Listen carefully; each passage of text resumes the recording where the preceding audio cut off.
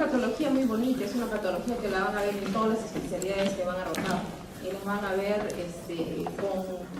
que son debidas a muchas etiologías. Por lo tanto, es muy extenso que en una sola clase uno se dedique a revisar todas las etiopatologías. Vamos a tocar específicamente la insuficiencia cardíaca en cuanto a los nuevos conceptos y relacionados sobre el daño del miocardio. Hoy tocaremos entonces qué más se conoce en el momento actual en relación a la definición que ustedes ya conocen, ¿no? ¿Qué cosa es la insuficiencia cardíaca? El corazón no va a cumplir con su función. ¿Por qué se hace insuficiente? ¿Por qué se vuelve incompetente? ¿Y por qué va a haber todo un complejo sindrómico que va a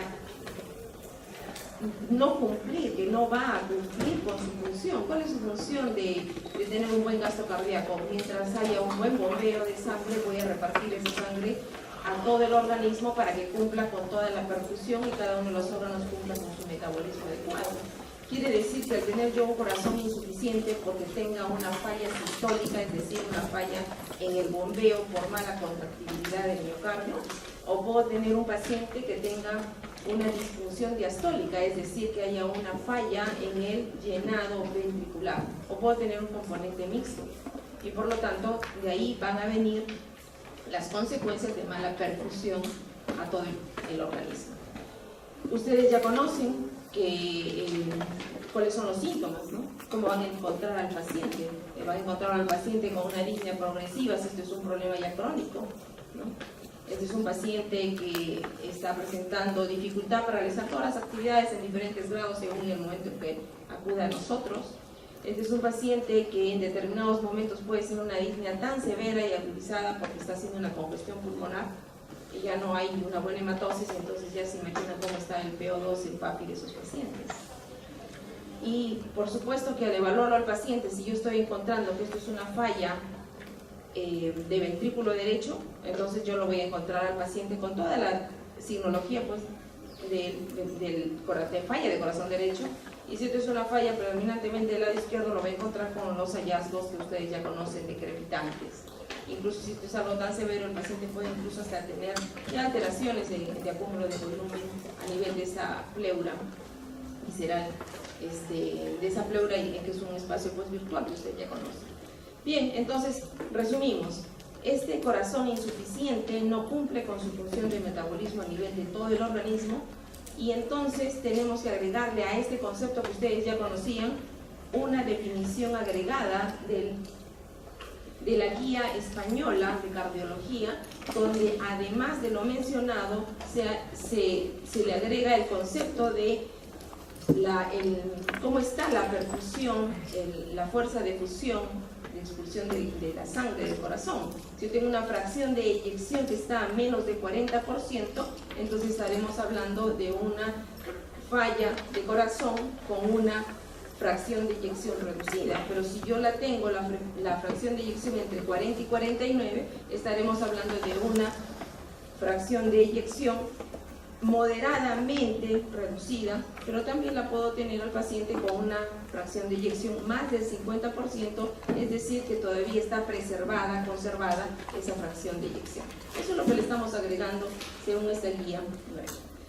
Como ustedes ven, la prevalencia en los años va en incremento. Vamos a tomar en cuenta, por ejemplo, al año 2006 en los Estados Unidos había una prevalencia de 5.8 millones de personas con insuficiencia cardíaca. Entre el 2011 al 2014 esa cifra se subió a 6.5 millones. Pero si se ha hecho una proyección en diferentes estudios, ¿qué va a pasar en el año 2030? Esto está en un incremento hasta de 8 millones. No solamente el problema es ahí, es a nivel mundial. 23 millones de personas tienen insuficiencia cardíaca alrededor del mundo, y la prevalencia es mayor en personas que tienen mayores de 65 años. Y nosotros estando tomando en cuenta que un 50% de los pacientes ya desarrollan insuficiencia cardíaca con una fracción de eyección conservada, es decir, entre mayor de 40 a 50%, nosotros podemos entonces concluir de que dentro de la clasificación estaremos evaluando pacientes que tienen problemas de insuficiencia diastólica, es decir, está conservada la contractibilidad, la función sistólica, pero también podremos tener insuficiencia sistólica, es decir, que el paciente tendrá una disminución de esa fracción de eyección. También se ha observado en los estudios de Framingham que cada 10 años por década de evolución de los pacientes con esta enfermedad, durante un largo periodo de más de 40 años, en el sexo masculino, cada 10 años que vaya envejeciendo este paciente con esta enfermedad, se va duplicando la prevalencia de insuficiencia cardíaca en estos pacientes. Es decir, por ejemplo, entre 45 y 54 se encontraron 2 varones. A la década siguiente se duplicó el número, hay 4. A los 65 a 74 ya tenemos 9. Se va duplicando cada 10 años de vida. Como les decía al inicio de la clase, tocar todas las causas que llevan a la falla cardíaca es bastante complicado. Entonces, en esta clase nos vamos a abocar dentro de todas las estructuras del corazón, que tiene pues el miocardio, el epicardio, el subendocardio, los vasos sanguíneos, las válvulas, todo el componente metabólico. O sea, no vamos a tocar nada más que hacer hincapié fundamentalmente en lo que significa las causas de insuficiencia cardíaca por causas miocárdiicas. Dentro de las miocardiopatías no dejamos de tomar en cuenta los factores de riesgo. Todos saben ustedes ya qué factores de riesgo de patología cardíaca conocen ustedes.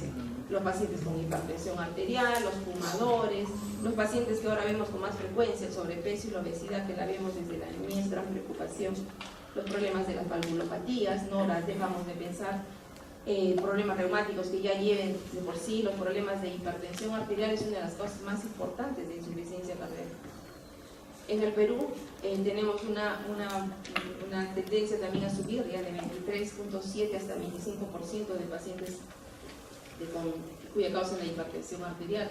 En Sudamérica todavía se sigue hablando de enfermedades parasitarias, como por ejemplo la enfermedad de Chagas. No olvidarse de que un paciente que ya tiene falla cardíaca, imagínense que tenga 9 de hemoglobina, de por sí ya tiene disnea, y cómo estará este paciente que hace poco vi un paciente que estaba con 5 de hemoglobina, pero como es algo crónico, ni cuenta se da. Entonces, otros factores que tenemos que tomar en cuenta, los metabólicos. El paciente diabético al final es un daño endotelial, o sea que esos pacientes tienen también daño de aterosclerosis en todos los vasos, y esta al final también va a tener un componente importante en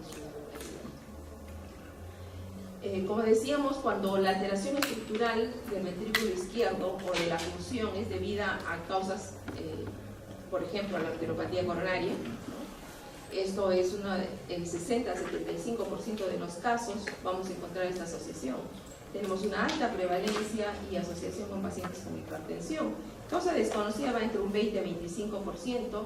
Les decía que tenemos enfermedades víricas en la actualidad, no solamente pensamos en las que ya conocemos virales, simples, podemos hablar de este paciente con HIV.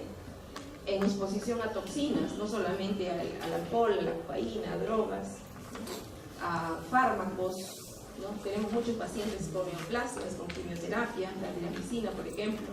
Tenemos patologías que tienen ya congénitas, miocardiopatías congénitas dilatadas, ¿no? Y no nos olvidamos de algunos otros trastornos que van a aumentar el gasto cardíaco. Por ejemplo, imagínense el paciente anémico que les acaba de comentar, o algún paciente que tenga, por ejemplo, una fístula arteriovenosa. En causas etiológicas con disminución de la fracción de eyección, ¿no? Que está evolucionando el paciente, ya tiene fracción de eyección disminuida a menos del 40%. Siguen siendo los pacientes isquémicos, coronarios, postinfarto. No dejamos de pensar en los problemas infiltrativos, no solamente infiltrativos por problemas primarios, por ejemplo, metastásicos de neoplasias, sino también en problemas infiltrativos, por ejemplo, por acúmulos de amiloide, por ejemplo. Sobrecargas crónicas de presión, ya sea por hipertensión arterial o por una valvulopatía obstructiva, sobrecargas crónicas de volumen, por ejemplo, las valvulopatías con insuficiencia, daño inducido por tóxicos, fármacos, como el que mencionamos, enfermedad de Chagas, no olvidarnos trastornos del ritmo, puedo tener pacientes con taquiarritmias crónicas. Con fracción de eyección conservada, en un determinado momento el paciente todavía tiene más de 40-50% de fracción de eyección, puede ser porque tiene una patología primaria, una miocardiopatía hipertrófica, o porque ya tenga una patología hipertrófica secundaria a una hipertensión arterial.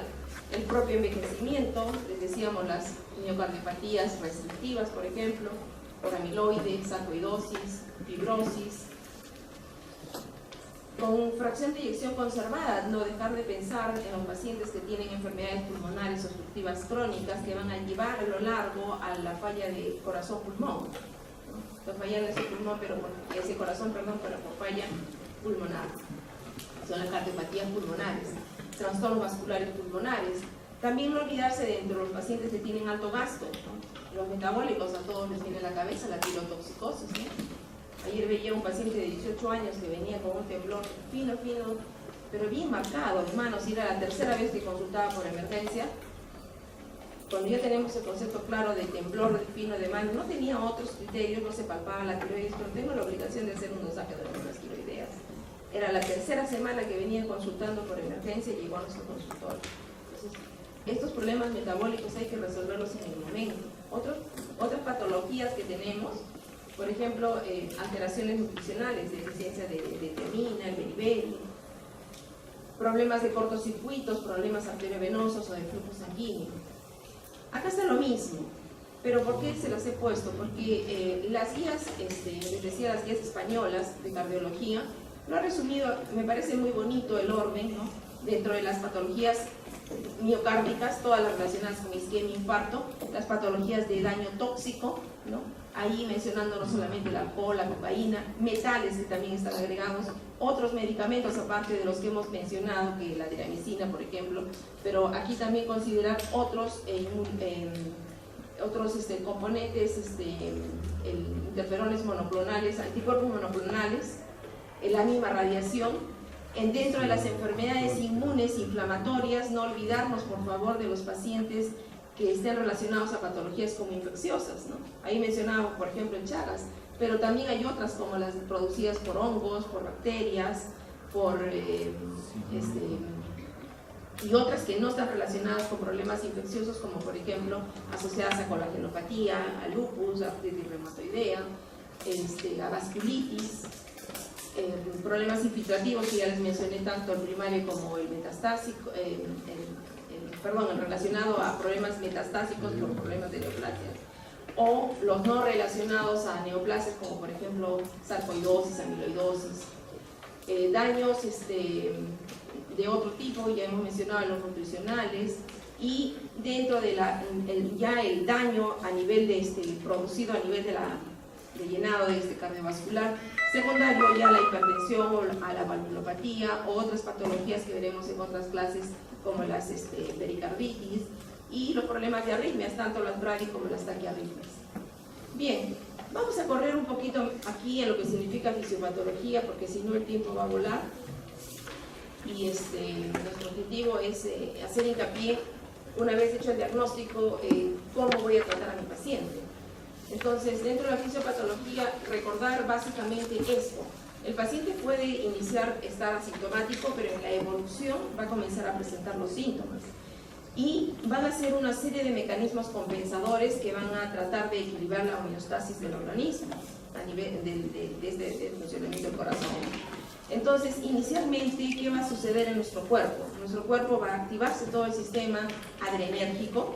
Por lo tanto, dentro de nuestra terapéutica tendría que abocarme también a tratar tratamiento contra este sistema nervioso adrenérgico, los bloqueadores beta.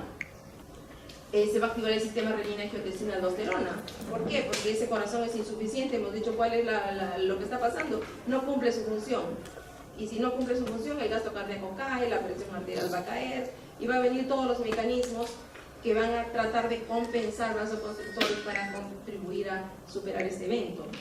Entonces, parte de mi tratamiento tendrá que ir también en base a este sistema renina-angiotensina-aldosterona. Ya lo hacemos con los inhibidores de ECA, con los inhibidores ARA, pero también actualmente se habla mucho de los inhibidores de la renina.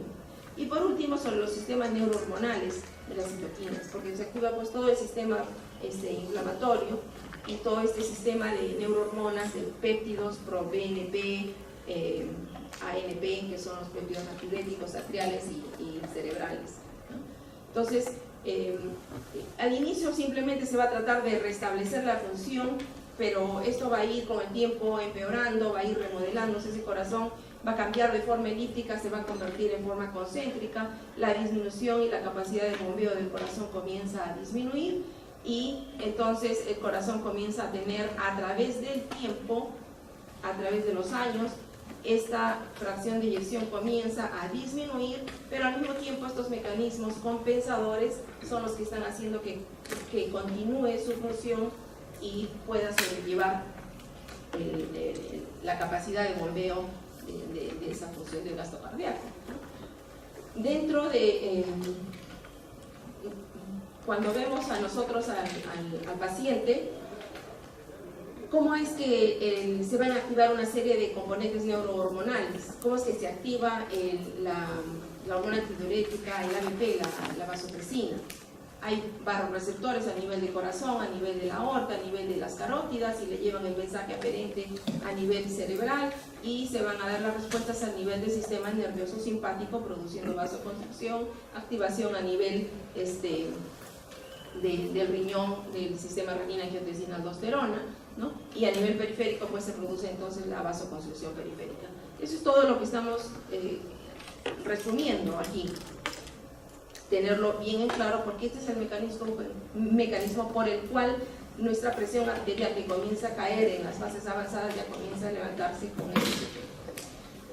Pues decíamos que en la fase inicial pues el paciente está sintomático, ¿no?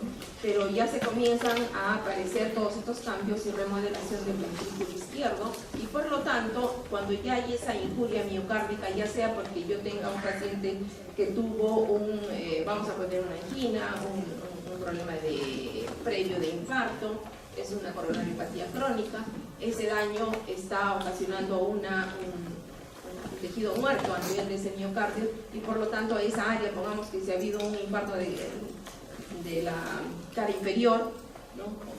O un infarto del ventrículo izquierdo, tanto antero posterior, entonces ese gasto cardíaco viene alterado a consecuencia de ello, pero bajo el efecto neurohumoral tenemos que se produce la vasoconstricción, y también hemos dicho que hay un efecto vasodilatador compensador, ¿no? Lo cierto es que el efecto hemodinámico es el aumento de la resistencia periférica, lo que nos va a permitir sobrellevar este evento. Bien claro, por favor, dentro del factor vasoconstrictor, sistema nervioso adrenérgico, sistema renina, angiotensina, aldosterona, endotelina, el ADH, la vasopresina, y dentro de los vasodilatadores tenemos al péptido natriurético cerebral, atrial, óxido nítrico, prostaciclina, bradiquinina. A través del tiempo, inicialmente es esto, ¿no? Hay el equilibrio entre los vasoconstrictores y vasodilatadores, pero sigue avanzando la enfermedad y va a predominar el efecto vasodilatador, con incremento de los péptidos natriuréticos. El daño normalmente va a ser remodelación, inicialmente hipertrofia, finalmente remodelación, y finalmente la falla cardíaca de este corazón, ya por toda la desadaptación miocárdica, por todo el evento que le ha venido ocurriendo, ¿no? Y que para mantener el gasto cardíaco tiene que mantenerse en lo posible con el mejor tratamiento de acuerdo a donde uno ha encontrado la falla. Esta es otra lámina que les recomiendo, fíjenla bien, ¿no? Esos tres conceptos de fallas, este concepto de la fisiopatología de disfunción del miocardio, me grafica rápidamente la falla sistólica, falla el bombeo, ya no hay un buen bombeo, cae la presión arterial, la primera rama de la aorta en las coronarias, cae la presión en las coronarias, y entonces de ahí es que se produce pues la angina, el infarto en estos pacientes, la falla del gasto cardíaco disminuido, una falla sistémica con disminución de la presión a nivel sistémico y con toda la activación de lo que hemos hablado. Por otra parte, a nivel diastólico, hay un aumento de la presión diastólica final del ventrículo, ¿no? Este incremento de la perfusión final diastólica, ¿qué va a conllevar? ¿A qué va a conllevar? A esa disnea que ustedes encuentran. Me encuentro con un ventrículo izquierdo lleno de volumen, pero ahí desembocan 4 venas pulmonares, y estas están conectadas ¿con quién? Con la arteria pulmonar. Y entonces toda la desembocadura de todo ese volumen que debió circular, pero como hay falla diastólica, comienza a presentar congestión pulmonar. Y el paciente comienza a progresar más problema de la enfermedad que tiene y puede llegar incluso a la muerte. Pero no se olviden que al haber sístole, diástole y ahora haber una alteración diastólica, también ya no va a haber una correlación de toda sístole termina en una diástole. El paciente compensatoriamente con esa activación del sistema hormonal adrenérgico está aumentando la frecuencia cardíaca. Entonces, a ver, aumento de frecuencia y no todas las sístoles terminan en diástoles y se va a ir presentando en la evolución de la enfermedad cuadros de arritmias y el paciente incluso puede llegar a la muerte. Dentro de la disfunción sistólica, finalmente entonces ese corazón va a pasar por una serie de remodelación del ventrículo y tratando de que en cierta manera se compense y cumpla con su función. A corto y largo plazo va a depender qué tan bueno sea el paciente y que también siga el tratamiento que uno le está indicando, ¿no? Porque si estaba recibiendo adecuadamente sus inhibidores ECA y está yendo bien, entonces va a tardar en llegar a todas las complicaciones que vienen más adelante.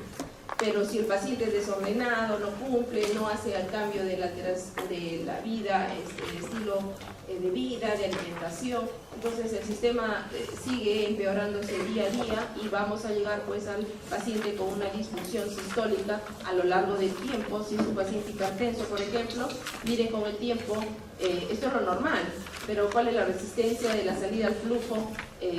Resistencia al flujo de salida, perdón, en un paciente hipertenso. Miren cuando hay disfunción miocárdica moderada y miren cuando es grave, el volumen sistólico, cómo se va alterando. Entonces, de ahí depende la persistencia y el tener que llegar a la conciencia de enfermedad con el paciente para que él entienda lo que le va a venir. También hemos hablado que el paciente tiene disfunción diastólica. Imagínense que se le ha producido pues, un infarto. ¿Quién tiene que ver con la relajación del miocardio? El ATP. El ATP, durante los episodios de isquemia, graben bien esto, se reducen las concentraciones de ATP. Y si se reducen, entonces disminuye la relajación del miocardio. Y también va a haber un retraso en el llenado del ventrículo izquierdo por disminución de la distensibilidad y igual llega la hipertrofia a la fibrosis. Pero aquí da la explicación, cómo es que esta disminución del ATP, como este retraso de llenado del ventrículo izquierdo, es lo que nos va a explicar la fisiopatología del incremento de las presiones de llenado al final de la diástole. Entonces, bien entendido esos dos mensajes y todos los daños, eso ya es fisiopatología, alteraciones de la hipertrofia, la remodelación, todas las alteraciones hasta llegar a la alteración final de nuestro corazón, ¿no? Pero ahí permanentemente actúan todas las neurohormonas y al final nuestro corazón ya no es el mismo, se va adelgazando la forma del ventrículo izquierdo, se va tomando la forma esférica y se va a producir todo lo que hemos mencionado: hipoperfusión del subendocardio, incremento de la tensión oxidativa y vamos a tener toda la activación de todos estos sistemas de péptidos que les he mencionado.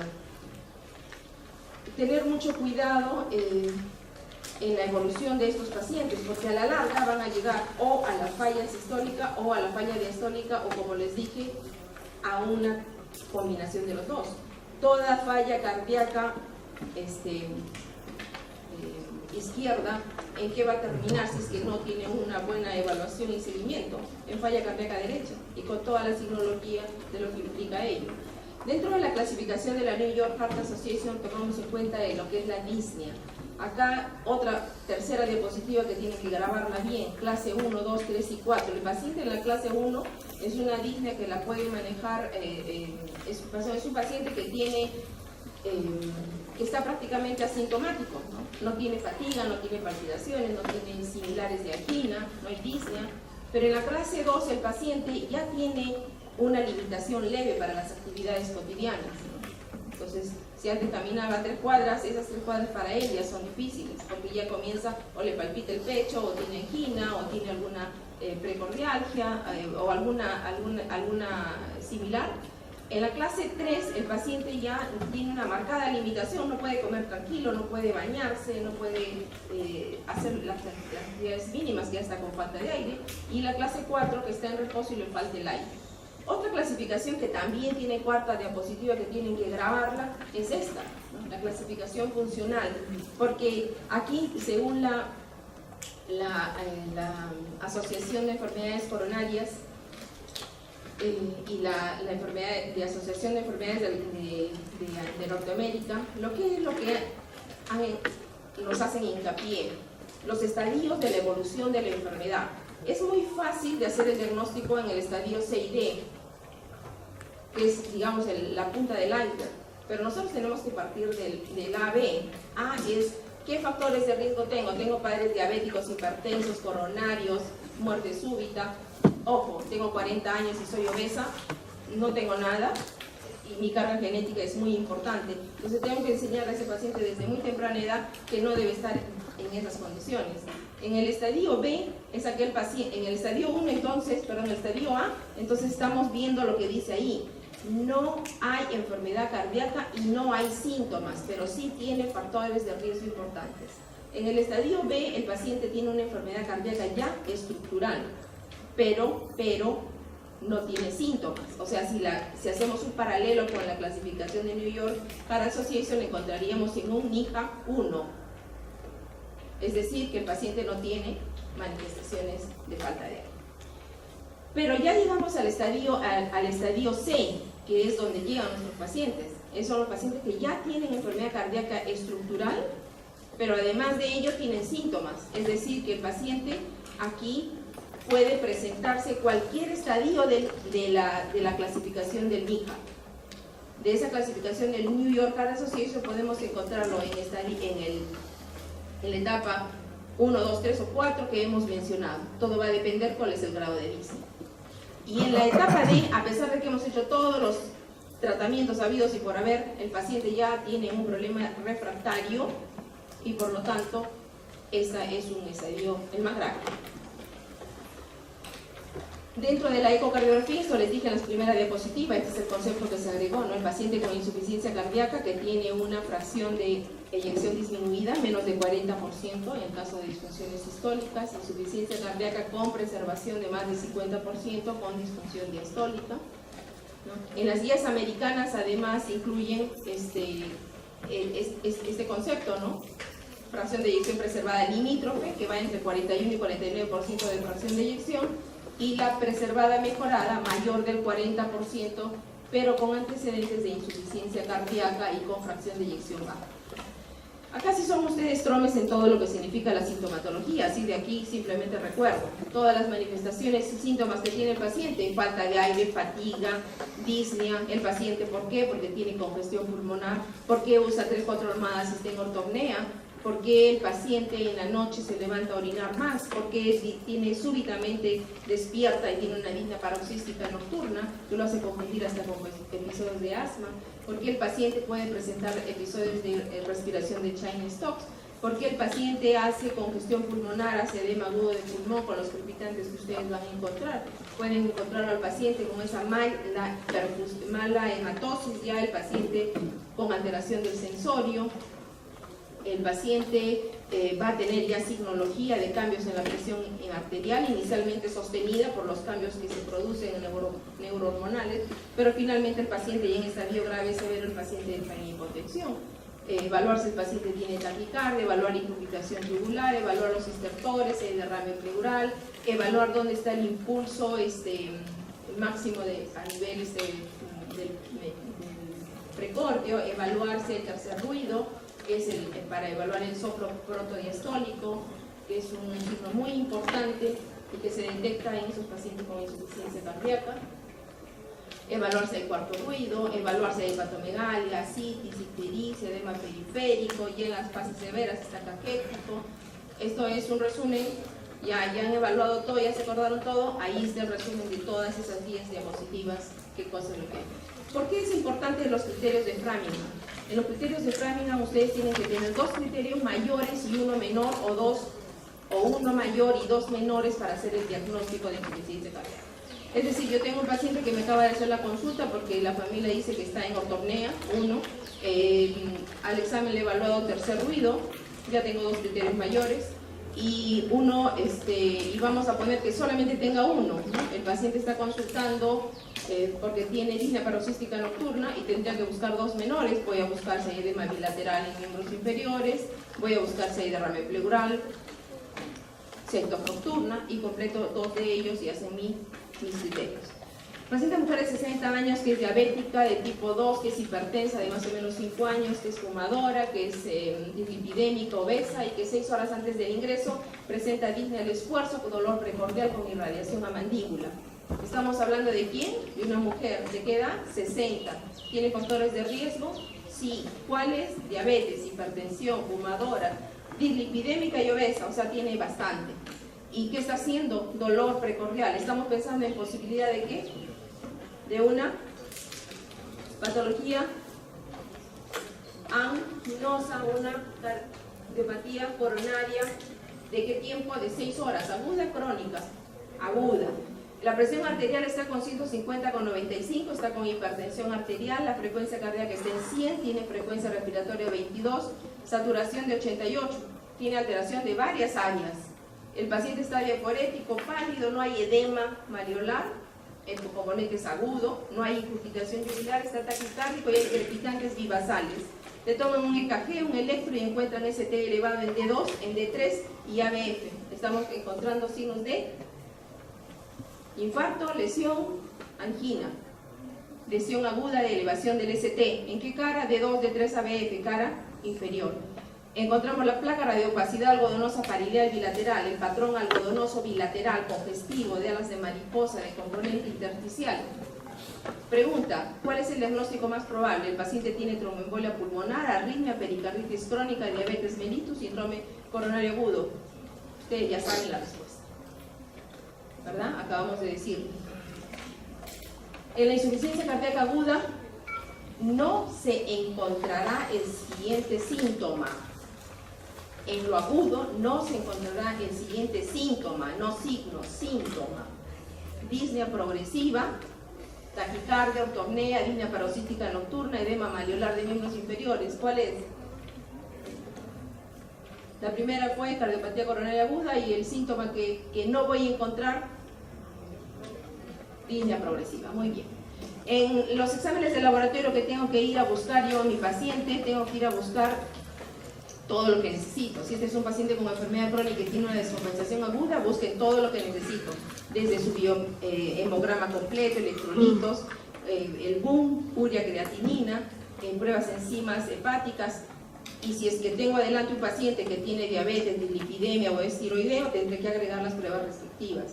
No voy a dejar de tomar la búsqueda de estas muestras: péptido natriurético cerebral, NT-proBNP, que es la fracción NT final del proBNP, que se encontrará para hacer el diagnóstico mayor de 300 picogramos por mililitro o del BNP mayor de 100 picogramos por mililitro en un paciente que tenga patología aguda. Debo tener este parámetro, por supuesto, con la historia clínica de un paciente con insuficiencia cardíaca y no solamente el parámetro como tal al azar, ¿no? Para poder interpretarlo. Siempre tengo que tener la búsqueda de esta prueba. Hoy en día, en nuestros medios, se está utilizando todas, tenemos estas bondades.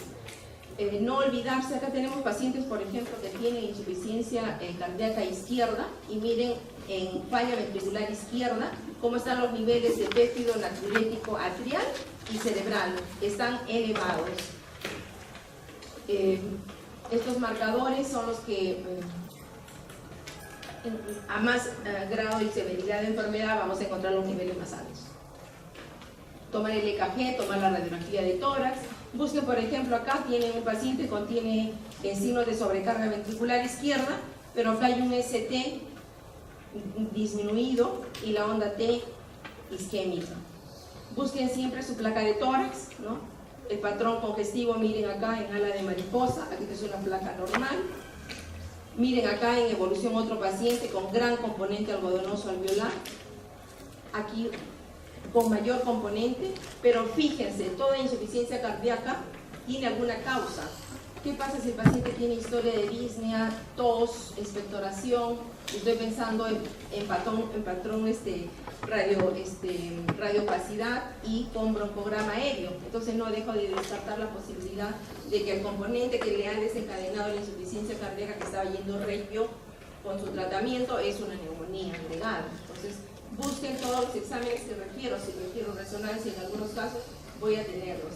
Voy a tener ayuda de la ecocardiografía para ver cavidades. Miren aquí, por ejemplo, en la parte entre los septos ventriculares, el engrosamiento en un paciente hipertenso y cardiomiopatía dilatada. Acá las 4 cavidades grandes y miren cómo se encuentran. Lo mismo acá, las 4 cavidades enormes con una cardiomiopatía dilatada. Esto ya es los hallazgos. Posteriormente, completar el estudio de la prueba de esfuerzo. No olvidarse hacer el diagnóstico entonces lo más temprano posible, en el estadio lo más temprano posible, en las etapas A, B, C y no en la C y la D, donde yo ya no tengo mayor posibilidad de ayuda en el paciente. Acá me ayuda bastante esto para el paciente que estoy pensando en un debut agudo. Aparte de todo lo que ya saben, les hago hincapié del ProBNP. Les decía las cifras, mayor la fracción NT ProBNP mayor de 300 o BNP mayor de 100. Pero si el paciente tiene un debut no agudo, es algo crónico, las cifras varían. El NT ProBNP es mayor de 125 y del BNP, el péptido natriúrico cerebral, mayor de 35. Completamos siempre nuestro estudio como debe ser con nuestras ecocardiografías. Esto es lo mismo que hemos dicho, la diferencia, por eso acá arriba está bien ordenadito para el paciente con un inicio no agudo, o sea, para una patología crónica. ¿Por qué me gustó? Porque te ordena la historia clínica, los exámenes, que fueras al examen clínico, el ecocardiograma y la ecocardiografía y los péptidos. En el diagnóstico, entonces eso ya lo saben, de la clasificación de New York Heart Association. Otro score que tienen que aprender es el score PRIDE. El score PRIDE me dice que debo tener un puntaje mayor de 6 para tener una mejor sensibilidad y especificidad. Tenemos entonces, por ejemplo, en el paciente que tengamos mayor de 300 un péptido NT-proBNP elevado, ¿no? Ya tiene un puntaje de 4. Y si el paciente le encuentro en la radiografía de tórax, la que han visto en ala de mariposa, los dos componentes, el componente intersticial ya tienen 2, 6. A eso le sumamos que venía con disnea, disnea y ortopnea, ahí ya tenemos 8. O sea, para eso les sirve el score PRIDE que también tienen que asociar. Y acá sí les ruego estos 10 últimos minutos que quedan que presten atención al máximo. Paciente con insuficiencia cardíaca aguda, entonces yo voy a tener, para el tratamiento se les recomienda tener esta clasificación de los pacientes en cómo se encuentra el paciente. Acá está la gráfica. Tenemos acá el gasto cardíaco, el CO que significa gasto cardíaco, y tenemos 4 perfiles. El perfil A, en la parte superior A, B, C y el perfil L. En el perfil A voy a tener al paciente con un gasto cardíaco adecuado. En el perfil L está disminuido. En el perfil B el gasto cardíaco está adecuado, pero está congestionado porque la presión capilar en cuña, que está acá en esta vertical, que debe ser en promedio de una presión capilar en cuña de 2, está más de 18. Entonces el paciente tiene crepitantes, tiene toda la historia clínica de congestión pulmonar. Pero todavía el corazón tiene una buena presión. El paciente orina, pero el paciente está caliente. En toda la parte superior está el paciente bastante, conserva, como les digo, en el perfil A, el paciente tiene un buen gasto cardíaco, está caliente y está seco. Caliente porque tiene buena presión, está seco porque no tiene congestión de tos, crepitantes y lo que podemos encontrar. A diferencia de este caliente congestivo, caliente húmedo, que lo tengo al paciente con crepitantes y con toda la signología de insuficiencia cardíaca y congestión pulmonar. Muy diferente a la parte inferior. Tenemos el grupo C, donde el paciente está congestivo porque tiene aumento de la presión capilar en cuña, pero el bombeo, el paciente está en shock cardiogénico, esa bomba ya no funciona. Y en el grupo L, al paciente lo tengo también hipotenso, no orina, está seco, pero no está congestivo, no está en falla cardíaca, no está en shock cardiogénico.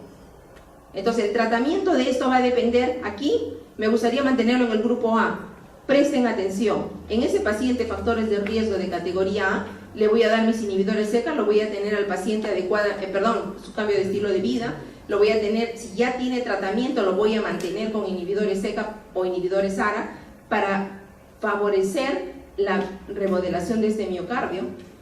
En el grupo B, el paciente que ya tiene alteraciones agudas porque hay algo que lo está congestionando, está con crepitantes, derrame, congestión, lo que voy a hacer yo es restringirle el agua, le voy a poner las vías y voy a poner manejo de diurético endovenoso, furosemida 40, cada chequeo, monitoreo en endovenoso. Y al paciente le voy a poder hacer eliminar la cantidad de agua que necesita. Y en el paciente que ya tiene shock cardiogénico, se tiene que hacer el manejo del shock cardiogénico. ¿Qué quiere decir eso? La bomba no está funcionando, entonces tendré que utilizar, ¿qué cosa? Inotrópicos para mejorar al paciente. Entonces voy a usar dobutamina, voy a usar dopamina, voy a utilizar, el paciente está que se muere delante de nosotros en falta de aire, no funciona la bomba, entonces hay que hacer un manejo integral del paciente. Y en este grupo, este paciente, en el grupo L, el paciente no está hipotenso, ¿pero por qué? Porque acaba de perder 2 litros, acaba de hacer 4 o 5 deposiciones melena, está hipotenso, el paciente está perdiendo volumen, entonces el paciente le falta ¿qué? Le falta agua. Entonces ese manejo práctico lo tengo que grabar perfectamente bien en mi cerebro, porque si yo cometo el error de no diagnosticar bien esto, miren los tratamientos están diagonalmente opuestos entre el grupo B y el grupo L. Entonces acá ya tienen, ya ustedes se autoevalúan, ¿no? El caliente seco, el caliente húmedo, el frío seco y el frío caliente, es decir, hipoperfundido, y lo voy a buscar en qué, la presión arterial, tiene oliguria, cómo está el estado mental, cómo está el paciente, la presión, y acá el congestivo con todas las características, busquen los crepitantes, busquen la placa de tórax, busquen si hay todo, o sea, ustedes ya se autoevalúan ahí. También puede haber fallas de ventrículo derecho, ¿no? Ya les he mencionado por qué. Busquen siempre diagnósticos diferenciales. La estrategia de tratamiento depende de ustedes. Cómo han planteado su categoría, su estadio y qué tipo de tratamiento le voy a dar. Cuidado, no cometan errores, no usemos antiinflamatorios, no abusemos del aporte de líquidos. Dar en estos pacientes de mayores de 65 años y con riesgos, vacunarlos con tiempo para evitar las enfermedades por influenza, por neumococo. Evaluar siempre la función renal, porque los AINES en determinado momento, o el abuso de los AINES, que eso es lo que comúnmente hacen los pacientes, empeora la función renal de estos pacientes. Vean su actividad, su régimen alimenticio, manejen diuréticos, tienen que conocer qué diuréticos y cómo los van a manejar, en vía oral, en vía parenteral, si el paciente está compensado, falla cardíaca, pero compensado y tiene una función renal más de una depuración de creatinina mayor de 30, todavía se pueden utilizar las tiazidas, dosifiquen y cuantifiquen cuánto, ¿no? Evaluar ya qué pasa con un paciente que tiene falla renal, que tiene avanzada la enfermedad y ya no funciona ni responde a diuréticos. Tengo que llamar al nefrólogo, tengo que llamar al intensivista, le tengo que poner un catéter, le tengo que hacer ultrafiltrado y retirarle el agua porque no hay otra forma que la pueda eliminar. Tratar entonces adecuadamente con inhibidores ECA, inhibidores ARA, udigocina cuando la necesite, ¿no? Entonces acá ya esto es lo que ustedes ya es reforzar lo que ya han escuchado en la clase. Entonces, si mi paciente tiene congestión de volumen, diurético. Si mi paciente no tiene retención de volumen, me sigo manejando con mi inhibidores ECA, con mi SARA, los beta bloqueadores. Si el paciente está compensado, no se les vaya a ocurrir un beta bloqueador en un paciente que está con insuficiencia cardíaca. Primero, descongestionenlo, estabilícenlo y después, si ha infartado como causa y quieren usar un beta bloqueador, úsenlo, pero el paciente no tiene que estar congestionado. Otros medicamentos que pueden utilizar los antagonistas de la aldosterona, ya en poblaciones más especializadas, ¿no?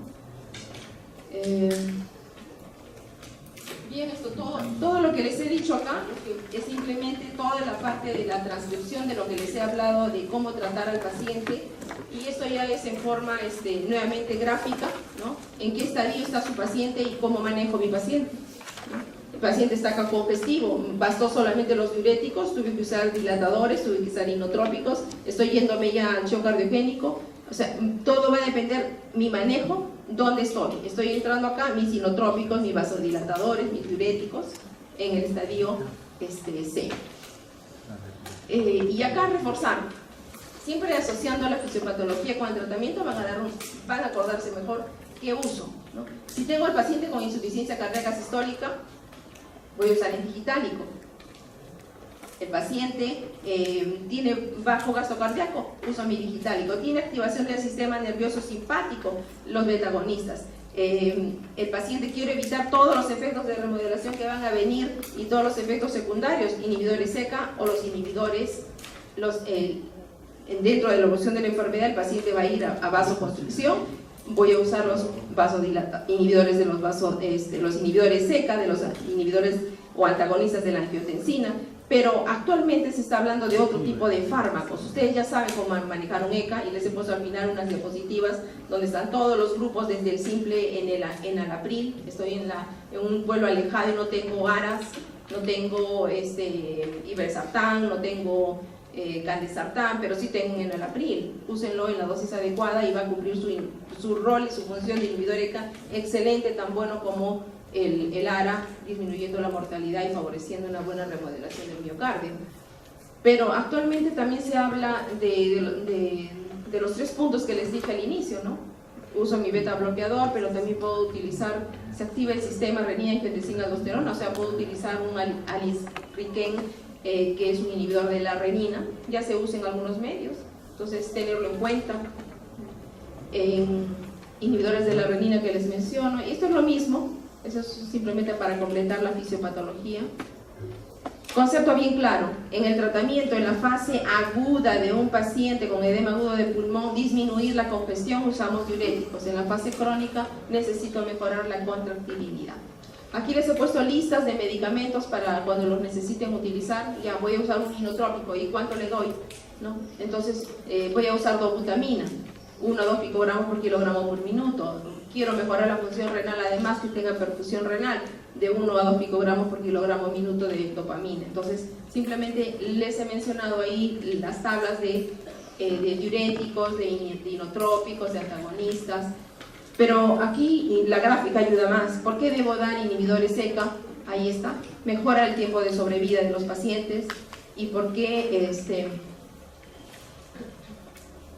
utilizar, disminuye la mortalidad de nuestros pacientes cuando utilizamos inhibidores SECA, ¿no?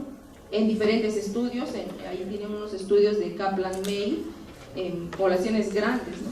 La mortalidad disminuye. El estudio de SOL, de disfunción del ventrículo izquierdo, en pacientes que utilizan enalapril, miren cómo mejora el tiempo de sobrevida de nuestros pacientes. Tanto en insuficiencia cardíaca moderada como en la avanzada. A diferencia del beta bloqueador, el carvedilol, que en los pacientes que tienen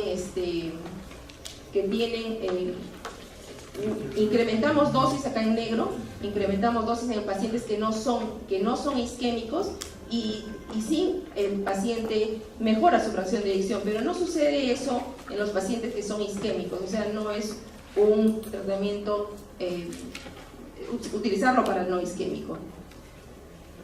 El uso de la digoxina, si utilizamos la digoxina en la dosis adecuada, las concentraciones de digoxina sérica entre 0.5 y 0.8 picogramos por nanogramo por mililitro son las dosis ideales cuando tenemos pacientes con falla cardíaca sistólica. Si tengo un paciente infartado y quiero usar beta bloqueadores, se va a beneficiar mejor con un inhibidor ECA asociándolo a un beta bloqueador que utilizarlos en forma combinada que utilizándolos solos. No se ha encontrado mayor mejoría en los pacientes que utilizan el amlodipino. Esto es un resumen ya para ustedes, que ya lo tienen que revisar con mucha calma. Lo que no queremos es hacer el diagnóstico acá, en esta etapa de él. Y al final encontré estas diapositivas, el daño anatómico patológico en aquellos pacientes que tienen todos los factores de riesgo que se les ha comentado.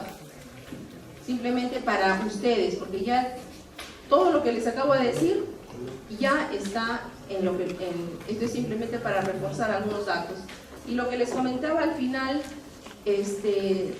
podemos utilizar, salir de los, hay poblaciones que ya lo hacen en algunas instituciones, inhibidores de pacientes de tratamiento de insuficiencia cardíaca con inhibidores de la renina y también con inhibidores como por ejemplo el neprisilin, ¿no? Que es una endopeptidasa neutral y que va a bajar los niveles de los neuropéptidos, el pro-BNP, el ANP, del péptido natriurético, arterial y cerebral, ¿no?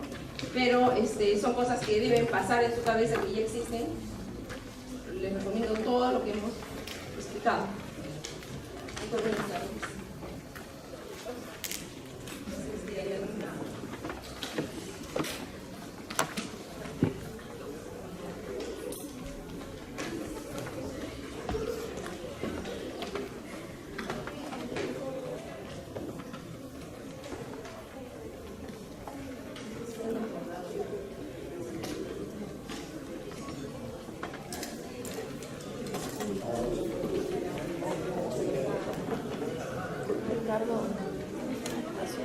Llévenme ahí. No. Acá en la otra silla. Ahí.